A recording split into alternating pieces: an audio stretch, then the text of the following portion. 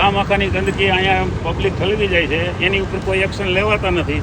અને બ્લોક અહીંયા નીચે ફિટ કરીને રહી ગયા છે, પાણી આવે ઓલું સલકીને એ બધું અહીં ભર્યું રહીએ.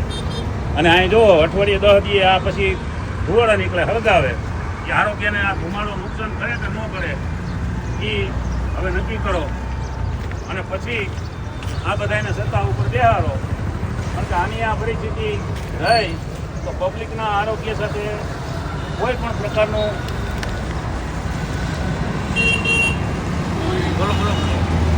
કોની ઉપર વિશ્વાસ કરવો એ નક્કી કરીએ.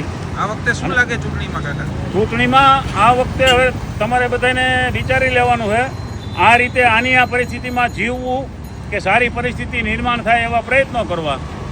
બાકી તો જે લોકો કાયમ માટે રજૂઆત કરે છે એ કરતા રહે છે. અને બાકીના ધંધા રોજગારે જવું કે રોજ ઉઠીને આ કરવું. હા, પણ એ તો એને કહી એટલે અહીંયા આવે છે, મેયર ખુદ આવે છે. એ લોકોને અધિકારીઓને વાત કરે તો અધિકારીઓ કોઈને હારતા નથી.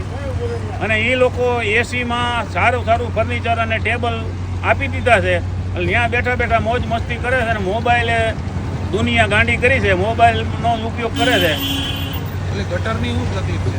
ગટરની તકલીફમાં ઓલી ત્રીજી મોટર જ્યાં સંપેથી ચાલુ કરવામાં આવે તો જ અહીં પાણી બંધ થાય છે. બાકીનું એનું પ્લાનિંગ કર્યું છે.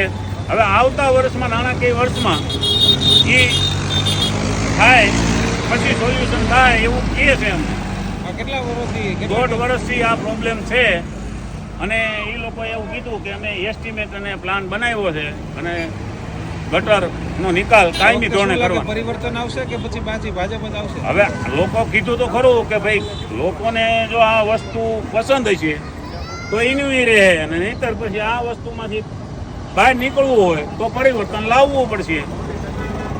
કઈ પાર્ટી પરિવર્તન માટે હારી છે, કોંગ્રેસ કે આમ આદમી પાર્ટી? આની પહેલા કોંગ્રેસ હતી તેથી કાંઈ પ્રોબ્લેમ હતો જ નહીં. અને આમ આદમી પાર્ટી તો નવી છે. હવે નવી હોવામાં તો કામ થાય તો ઠીક છે, ન થાય તો આની આ પરિસ્થિતિ થાય. અને ઓલા તો અહીંયા બધાને ઓળખતા હતા ને, અમે રજૂઆત કરીએ તો એ લોકો જોવા આવતા અને અમને સાથ સહકાર આપતા. કોંગ્રેસ વાળા? હા,